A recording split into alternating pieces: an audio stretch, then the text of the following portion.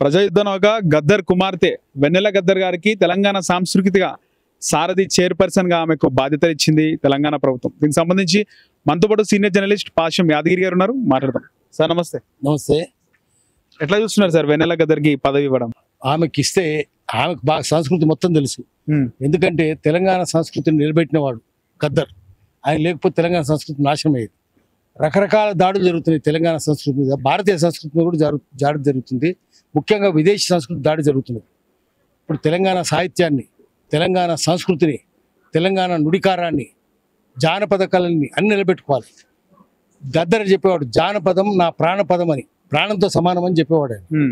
అట్లనే ఈమె కూడా అదే వారసత్వం కాబట్టి ఈమె ఆ సంస్కృతిని కాపాడుకోవాలి. ఈమె సారథ్యం అని ఎందుకు పెట్టిందంటే అన్ని యుద్ధం చేయాల్సి ఉంది. విదేశీ సంస్కృతి దాడుల మీద యుద్ధం చేయాలి.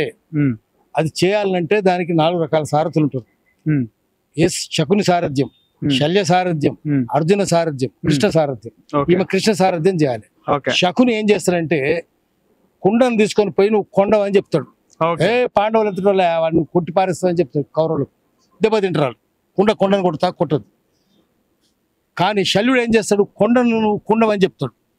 అర్జునుడు చాలా బలవంతుడు, నువ్వేంద్ర కర్ణుడు నువ్వు సూతపుత్రుడు నిరుత్సాహపరుస్తాడు. అట్లా వాడు నాశనం చేస్తాడు. అర్జునుడు సారథ్యం ఏంటంటే అర్జునుడు ప్రాణాపాయం నుంచి తప్పిస్తాడు ఉత్తర కుమారుని, కానీ గెలిపించలేడు. కృష్ణుడు ఒక్కడే గెలిపిస్తాడు. అందుకనే విజయ సారథి అంటారు ఆయన్ను. ఈమె కూడా విజయ సారథి కావాలి. సారథ్యం ఆమె సాంస్కృతిక సారథి రథం కదా, దాని రథాన్ని గుర్రాలు పూంచి శత్రువుల మీద ప్రతి దాడికి వాడు దాడి చేస్తున్నాడు, మనం దాడి చేయము ఎవరి మీద, ప్రతి దాడి చేస్తాం. జానపదం అంతా నాశనం అవుతుంది.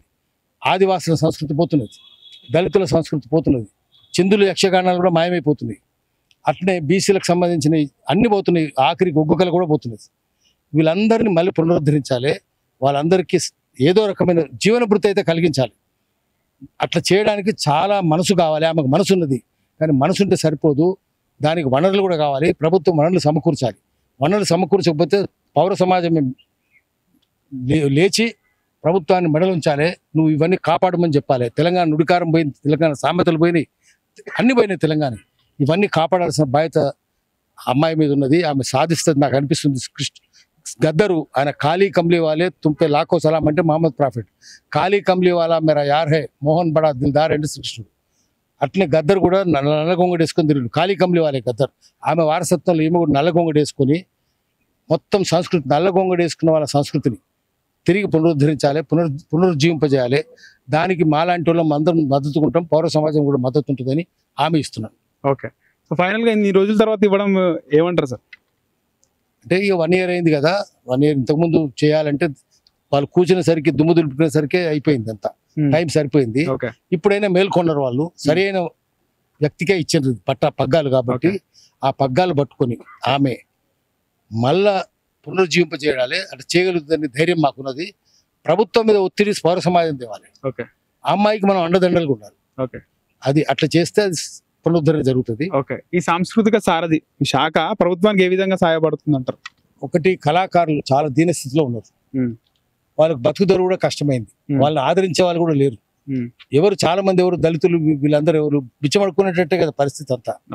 సో వాళ్ళందరికీ నువ్వు బిచ్చమడుకోవద్దు, నువ్వు ధైర్యంగా ఉండు, నీకు జీవన భృతి మేము కల్పిస్తాము అని చెప్పాలి.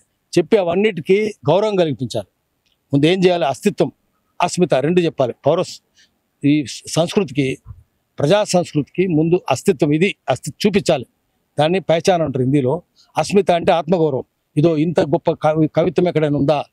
ఇప్పుడు చుక్క సత్య అనుకోండి, చుక్క సత్యకి ఎవరు ఆయన అభిమానులు ఎవరు? ఎన్టీ రామారావు, సి నారాయణ రెడ్డి, పైనేమో ఇందిరాగాంధీ, వాజ్పేయి కూడా. ఆ లెవెల్లో వాళ్ళకు గౌరవం ఉండేది. అట్లా గౌరవం కలిగి చుక్క సత్య చదువు కూడా లేదు ఆయనకు. అద్భుతంగా చెప్పాడు, ఏది చెప్పినా అద్భుతంగా చెప్పాడు. నారాయణ రెడ్డి అనేవాడు తనను చూపించుకుంటూ వీడు చదువుకున్న పండితుడు, ఈ చుక్క సత్తయ్య చదువు రాని మహాపండితుడు అనేవాడు. అంత గొప్ప వాళ్ళు, చదువు రాని వాళ్ళందరూ గొప్పలే. వాళ్ళకున్న సంస్కృతి ఎవరికి ఉంది? ఎవరికి లేదు. ఎందుకంటే ప్రజలు తిరిగి చూస్తారు. వాళ్ళు ప్రజలను తిరిగి చూస్తే ప్రజల జీవన విధానం అంత తెలుస్తుంది. ఆ పాటలు జీవన విధానం అంత ఉంటుంది. వాళ్ళ లైఫ్ ఉంటుంది. కష్టపడొద్దని చెప్తారు, ధైర్యం కలిగిస్తారు, పక్కన వెంటనే ఉంటారు. చివరికి ఏం చేయాలని కూడా చెప్తారు, నువ్వు పలానా చేయమంటారు. ఇప్పుడు గద్దర్ ఏం చెప్పిండు? గద్దర్ కూడా చాలా చెప్పిండు. సిరిమల్ల చెట్టు కింద లక్ష్మమ్మ లక్ష్మమ్మ అని పాట పాడిండు. పాడి ఏం చెప్పిండు, కష్టాలు ఉన్నాయి, అడుగు ఉన్నాయి, తేలు మంటలు లేచి లక్ష్మమ్మ పొలమంత దూరం లక్ష్మమ్మ అన్నాడు. అమాస వచ్చింది, ఎప్పుడు చూసినా నిండు రోజు అమాసనేనా, తిండి లేదా అని ఇవన్నీ చెప్పి చివరికి ఏం చెప్పిండు, పరిష్కారం చెప్పిండు. ఏం చేయాలి, కొమరెల్లి కొండల్లో లక్ష్మమ్మ అని కొడుకు కొలిమి రాజేసిండు లక్ష్మమ్మ, కొడవలు నూరుకొని లక్ష్మమ్మ నీ కొడుకును గలవో లక్ష్మమ్మ అంటే దొరలను కోసిపారేయమని చెప్పిండు. ఒక పరిష్కారం చెప్పిండు కదా, అది చూపించాలి. చివరికి ఏం చెప్పాలంటే బుద్ధుడు చెప్పినట్టు ఆమె చేయవలసింది ఏంటంటే దుఃఖ సత్య, సమాజానికి కూడా దుఃఖమైంది, ఆమె బుద్ధిస్ట్, ఆమె దుఃఖమైంది. గద్దర్ కూడా బుద్ధిస్టే కాబట్టి ఆ స్కూల్కి మహాబోధి అని పెట్టిండు. దుఃఖమైంది, సమాజానికి కూడా దుఃఖం చెప్పాలి. అంటే ఓ అమ్మాయి ఏడుస్తున్నది, ఆ అమ్మాయికి జ్వరం ఉందని లెక్క, డయాగ్నాసిస్. దుఃఖ సముదాయ సత్య, ఎందువల్ల ఏ వ్యాధి వల్ల, ఏ వెక్టర్ అంటే పరాణజీవి, ఏ బ్యాక్టీరియా వల్ల రోగం వచ్చింది కనిపెట్టాలి. దాన్ని కల్చర్ చేసి కనిపెడతారు. దాన్ని దుఃఖ సముదాయ సత్య, దాని మెడిసిన్లో ఏటియాలజీ అంటారు, AETIOLOGY. అది ఏటియాలజీ కనిపెట్టాలి. కనిపెట్టినాక ఏ మందుకు చేస్తా కూడా చెప్పాలి. ఆ పరీక్ష చేయడానికి కల్చర్ చేసినాక డ్రగ్స్ చేస్తారు దాని మీద, దాన్ని చచ్చిపోతుంది. దాని దుఃఖ నిరోధ సత్య అన్నాడు బుద్ధుడు. దాన్ని ప్రాగ్నాసిస్ అంటారు, మెడిసిన్లో ప్రాగ్నాసిస్ చేయాలి. చివరికి మార్గ సత్య, మార్గం చూపించాలి. ఈ ప్రిస్క్రిప్షన్, ఈ మందుకు నీతి తగ్గుతుంది అని చెప్పి మందు కూడా రాసిచ్చి మార్గం చూపించాలి. గద్దర్ అదే చేసిండు. ప్రతి పాటలో మొదలు పెట్టినప్పుడు నాంది చేసినప్పుడు నాంది ప్రస్తావన మొత్తం నాంది అద్భుతంగా ఉండాలి, ప్రస్తావన కూడా అద్భుతంగా ఉంటుంది. ఎంత నేర్చావు, ఏమని నేర్చావు, చివరికి ఏం చేయాలో చెప్పింది పరిష్కారం.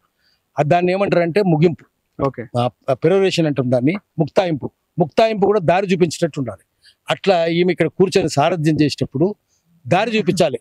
ఆదివాసి కళాకారులకు, దళిత కళాకారులకు, బీసీ శూద్రులు అందరూ, వాళ్ళందరూ దారి చూపించాలి. అగ్రవర్ణాలు కూడా కొంతమంది కవులు ఉన్నారు, వాళ్ళకు కూడా దారి చూపించాలి. శ్రీశ్రీ చెప్పినట్టు ఆకాశాన్ని హడావుడిగా పోతున్నది నీ రథం, దాన్ని భూకంపం పుట్టిస్తానన్నాడు శ్రీశ్రీ. అట్లనే ఈమె భూమార్గం పట్టించాలి, భూకంపం సృష్టించాలి. లేకపోతే తెలుగు భాష ఉండదు, సంస్కృతి ఉండదు. చివరికి సుమేరియన్ లాంగ్వేజ్ ఎక్కడ ఉండే అంటే ఇరాక్లో టైగ్రస్ నదిలో తెలుగు పుట్టింది అన్నట్టు మనం చదువుకున్నట్టుగానే ఈ సంస్కృతి అంతా మొత్తం నాశనం అవుతుంది. భూములు తవ్వి తీసినప్పుడు అప్పుడు తెలుస్తుంది ఇంత గొప్ప సంస్కృతి అని కొన్ని తరాల తర్వాత ప్రజలు అర్థం చేసుకుంటారు. అటువంటి దుస్థితి రావద్దు. ఇప్పటికిప్పుడు దాన్ని సజీవంగా ఉంచాలి, దాన్ని శక్తివంతంగా చేయాలి, పునరుజ్జీవింపజేయాలి. థ్యాంక్ యూ అండి.